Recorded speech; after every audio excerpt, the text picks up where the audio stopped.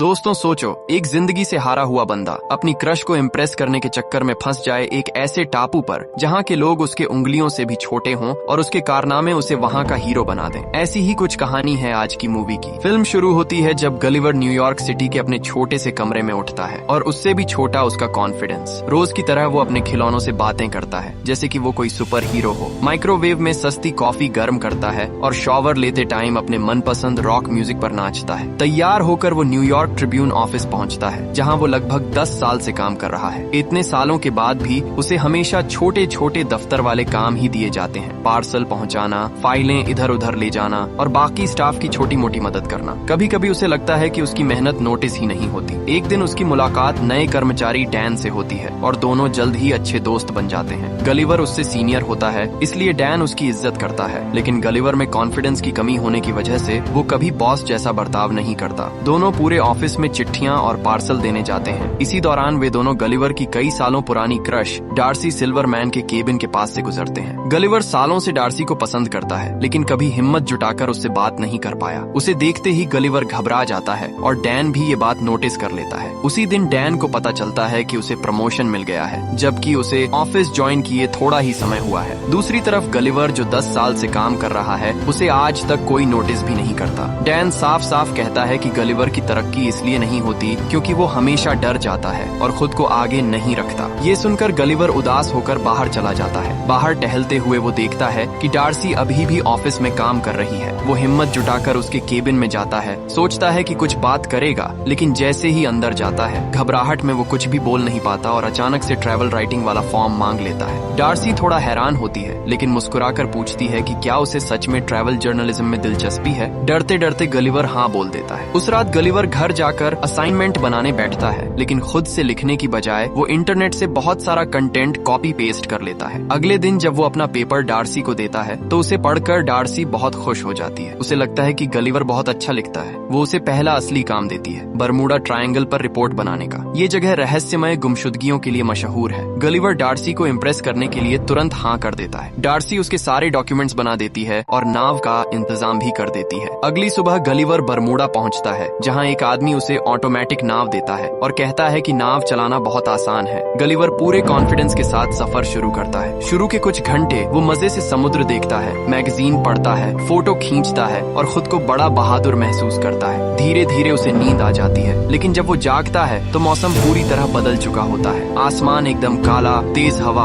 और सामने एक बहुत बड़ी लहर। समुद्र के भयंकर तूफान को देखते ही गलिवर घबरा जाता है और जल्दी से लाइफ जैकेट पहन लेता है, लेकिन इससे पहले कि वो कुछ और कर पाता एक विशाल लहर उसकी छोटी नाव को पलट देती है और उसे समुद्र की गहराई में खींच लेती है। तूफानी पानी उसे गोल गोल घुमाता हुआ नीचे की ओर खींच लेता है और अचानक सब कुछ काला पड़ जाता है। पता नहीं कितना समय बीत जाता है। जब उसे होश आता है तो वो अपना शरीर हिला नहीं पाता। उसे महसूस होता है कि उसके हाथ पैर रस्सियों से बंधे हुए हैं और नीचे रेत है। जैसे तैसे वो गर्दन ऊपर उठाता है तो उसकी आंखें फटी रह जाती हैं। उसकी छाती पर बहुत छोटे छोटे लोग चढ़े हुए हैं, लगभग 3 इंच लंबे, हाथों में छोटे भाले लिए हुए। उनमें से एक जो सबसे ज्यादा सज धज रखा है आगे आता है और खुद को लिलीपुट का कमांडर एडवर्ड बताता है। जैसे ही ये बात समझ आती है गुलिवर देखता है कि चारों तरफ सैकड़ों छोटे सैनिक खड़े हैं जिन्होंने लकड़ी के खूंटों और पतली रस्सियों से उसे जमीन पर बांध रखा है। एडवर्ड उसे राक्षस कहकर पुकारता है और शांत रहने का आदेश देता है, लेकिन बेहोशी और भ्रम में पड़ा गुलिवर हल्का सा हिल जाता है और उसके हिलते ही सारी रस्सियां टूट जाती है। वो उठ खड़ा होता है और सोचता है कि वो कोई सपना देख रहा है, इसलिए आंखें बंद कर लेता है कि शायद उठते ही सपना खत्म हो जाएगा। लेकिन एडवर्ड गुस्से में सिपाहियों को हमला करने का आदेश देता है और छोटे छोटे तीर गलिवर पर बरसने लगते हैं। इससे गलिवर पीछे गिर जाता है और फिर से बेहोश हो जाता है। जब दोबारा होश आता है तो खुद को एक विशाल लकड़ी की गाड़ी पर बंधा हुआ पाता है जिसे ढेर सारे छोटे सैनिक खींचते हुए लिलीपुट के शहर की ओर ले जा रहे हैं। रास्ते भर छोटे छोटे घरों से लोग बाहर निकलकर इस राक्षस आदमी को देखने लगते हैं। बच्चे पीछे पीछे दौड़ते हैं और दुकानदार छतों पर चढ़कर मजा लेते हैं। कुछ देर बाद गलिवर को लिलीपुट के राजा के सामने पेश किया जाता है। राजा अपने छोटे से सिंहासन पर बैठा हुआ उसे देखता है जबकि उसकी बेटी प्रिंसेस मेरी आगे आकर गलिवर के लिए चिंता जताती है। वो एडवर्ड से पूछती है कि इतनी सख्ती क्यों करनी पड़ रही है। एडवर्ड जो गलिवर को देखकर पहले से ही जल रहा है राजा से झूठ बोलता है कि गलिवर दुश्मन राज्य ब्लेफुस्कू का जासूस है और राज्य के लिए खतरा बन सकता है। गलिवर घबराया हुआ धीरे से पूछता है कि वो आखिर है कहाँ, जिस पर राजा का सेक्रेटरी गर्व से कहता है कि वो दुनिया के सबसे महान साम्राज्य लिलीपुट में खड़ा है। अगले दिन गलिवर को एक बड़ी सी चट्टान के नीचे रखा जाता है, जो जेल जैसा नहीं है लेकिन उसे नजरबंद रखने के लिए खास बनाया गया था। वहीं उसकी मुलाकात होरेशियो नाम के अच्छे और शांत लिलीपुट से होती है, जिसे एडवर्ड ने ही सजा दिलवाई थी। वो गलिवर को बताता है कि एडवर्ड उसे इसलिए सजा दे रहा है क्योंकि वो प्रिंसेस मेरी को पसंद करता है। गलिवर को होरेशियो पर दया आती है और वो मन ही मन उसे मदद करने का वादा करता है। थोड़ी देर बाद एडवर्ड खुद वहाँ आता है और गलिवर को धमकाता है कि चाहे तो उसे जिंदगी भर कैद में रख सकता है। इसके बाद वो दोनों को खेतों की तरफ ले जाता है, अपनी पावर दिखाने की कोशिश करता है, लेकिन तभी अचानक दुश्मन राज्य ब्लेफुस्कू के हमले की आवाजें आने लगती हैं। चारों ओर भगदड़ मच जाती है, तोपें चल रही हैं, सैनिक भाग रहे हैं और खबर आती है कि महल में आग लग गई है और प्रिंसेस मेरी को बंदी बना लिया गया है। एडवर्ड बहादुरी दिखाते हुए चिल्लाता है कि राजकुमारी को वहीं बचाएगा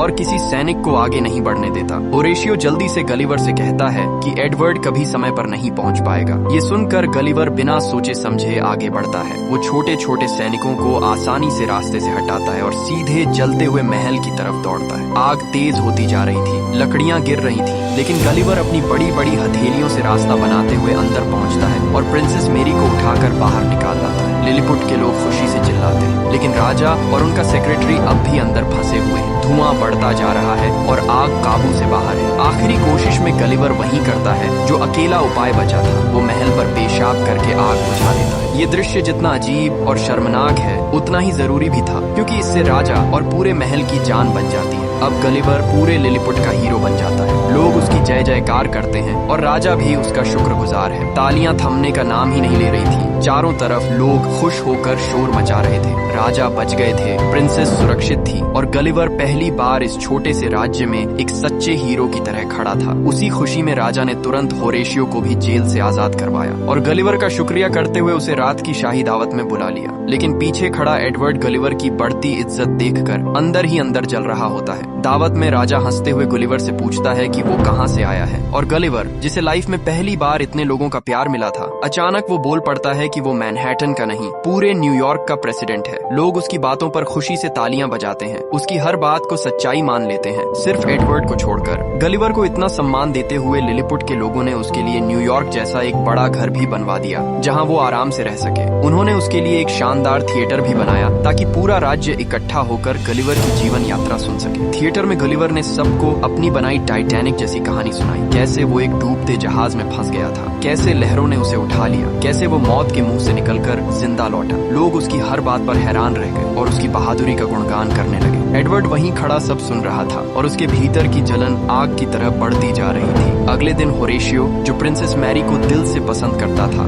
गलिवर से मदद मांगता है कि वो उसे प्रिंसेस को इम्प्रेस करने में मदद करे। गलिवर भी नए बने कॉन्फिडेंस के साथ उसकी मदद करता है और होरेशियो सच में प्रिंसेस का दिल जीत लेता है। लेकिन दूसरी तरफ एडवर्ड भी प्रिंसेस पर नजर गड़ाए बैठा था और किसी भी तरह उससे शादी करना चाहता था। इसी बीच लिलीपुट के सैनिकों को समुद्र किनारे गलिवर का सामान मिलता है, उसका फोन और टूटी हुई बोट। गलिवर अपना फोन लेने आता है और जैसे ही वो इसे ऑन करता है, उसे डार्सी के दर्जन भर गुस्से से भरे वॉइस मेल सुनाई देते हैं, उसके झूठे आर्टिकल के बारे में, अचानक गायब हो जाने के बारे में और उसे बिना बताए सब छोड़ देने के बारे में। गलिवर का दिल बैठ जाता है। वो डार्सी का सामना नहीं करना चाहता और डर के मारे यूं ही कह देता है कि वो हमेशा के लिए लिलीपुट में ही रहेगा। ये सुनकर एडवर्ड के दिमाग की जलन और भी बढ़ जाती है। इधर राजा गलिवर को जनरल बना देता है और अब पूरी सेना का जिम्मा उसके कंधों पर होता है। गुस्से से पागल एडवर्ड चुपके से शहर का डिफेंस सिस्टम बंद कर देता है। जैसे ही सुरक्षा कमजोर होती है, ब्लेफुस्कू की सेना अचानक हमला बोल देती है। छोटी छोटी तोपों की आवाजें पूरे राज्य में गूंजने लगती हैं। जनरल होने की वजह से अब गलिवर को ही सेना की कमान संभालनी थी। वो डरते डरते पानी में उतरता है, दुश्मन के जहाजों को पकड़कर किनारे फेंक देता है। उस पर चलाए गए तोप के गोले उसके पेट से टकराकर दुश्मन सेना पे ही जा गिरते हैं। गलिवर को कोई चोट नहीं लगती। वो दुश्मन सैनिकों को पकड़कर बाहर धकेल देता है और लिलीपुट एक बार फिर उसकी जीत का जश्न मनाता है। लोग उसे मसाज देते हैं, उसके बाल काटते हैं, उसे पूरी तरह लाड़ प्यार से रखते हैं। उधर प्रिंसेस मैरी भी होरेशियो को पसंद करने लगती है। ये देखकर एडवर्ड का गुस्सा चरम पर पहुंच जाता है। वो भागकर दुश्मन राज्य में चला जाता है और गलिवर की रोबोट बनाने की मैगजीन और उसकी टूटी बोट की सर्किट देखकर दुश्मन इंजीनियरों को एक विशालकाय रोबोट बनाने का आइडिया देता है। ब्लेफुस्कू वाले एडवर्ड की मदद करते हैं और कुछ ही दिनों में एक विशाल मेटल का राक्षस तैयार हो जाता है, लोहे का ऐसा राक्षस जो गलिवर की बराबरी कर सके। दुश्मन फिर हमला करता है। इस बार गलिवर सोचता है कि वो पहले की तरह ही छोटे सैनिकों से भिड़ेगा, लेकिन जैसे ही वो मैदान में आता है उसके सामने एक विशाल रोबोट खड़ा होता है।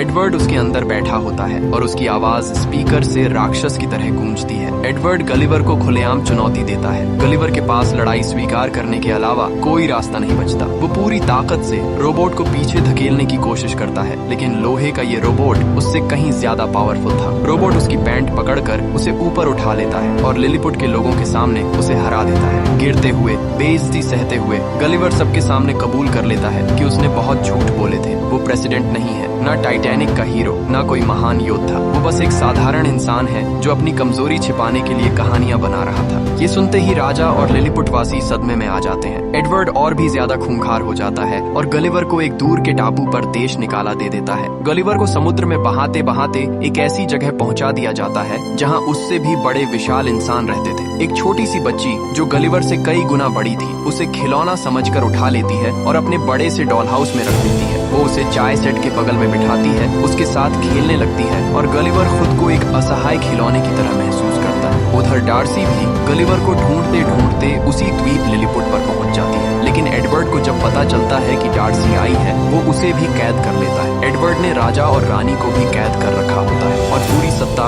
अपने हाथ में ले ली थी। ये सब जानकर होरेशियो भागकर जायंट टापू आता है और गलिवर को सब बताता है। बच्ची के खिलौनों में उसको पुराना सैनिक वाला पैराशूट मिलता है जिसे पहनकर गलिवर वहाँ से भाग निकलता है। दोनों मिलकर डार्सी और राजा रानी को छुड़ाते हैं। फिर गलिवर लिलीपुट पहुंचकर सबसे पहले डार्सी से मिलता है और फाइनली उसे अपने दिल की बात बता देता है कि वो उससे सच्चा प्यार करता है और अब उससे कुछ भी छिपाना नहीं चाहता। अगले दिन गलिवर एडवर्ड को मुकाबले की चुनौती देता है, इस बार अपनी शान के लिए नहीं बल्कि लिलीपुट के लोगों की रक्षा करने के लिए। दोनों का आमना सामना होता है। रोबोट फिर हावी होने लगता है, लेकिन होरेशियो चुपके से रोबोट के अंदर घुस जाता है और उसकी पावर लाइन काट देता है। जैसे ही रोबोट बंद पड़ता है गलिवर उसे गिरा देता है और लोग खुशी से नाचने लगते हैं। राजा भी गलिवर का सम्मान वापस लौटा देता है और होरेशियो को प्रिंसेस मैरी से शादी की इजाजत मिल जाती है। गुस्से में एडवर्ड प्रिंसेस को पकड़ने की कोशिश करता है, लेकिन प्रिंसेस खुद उसे एक थप्पड़ में सुला देती है और उसे हमेशा के लिए कैद कर लिया जाता है। डार्सी पहली बार गलिवर को किस करती है। लिलीपुट और ब्लेफुस्कू के बीच की दुश्मनी भी खत्म हो जाती है और दोनों राज्य दोस्त बन जाते हैं। गलिवर और डार्सी अपनी बोट रिपेयर करके वापस न्यूयॉर्क लौट आते हैं। कुछ हफ्तों बाद गलिवर अपनी पुरानी नौकरी छोड़कर ट्रैवल राइटर बन जाता है और अब वो और डार्सी साथ में एक खुशियों भरी लाइफ जीते हैं। और इसी के साथ फिल्म का दिल को छू लेने वाला हैप्पी एंडिंग हो जाता है।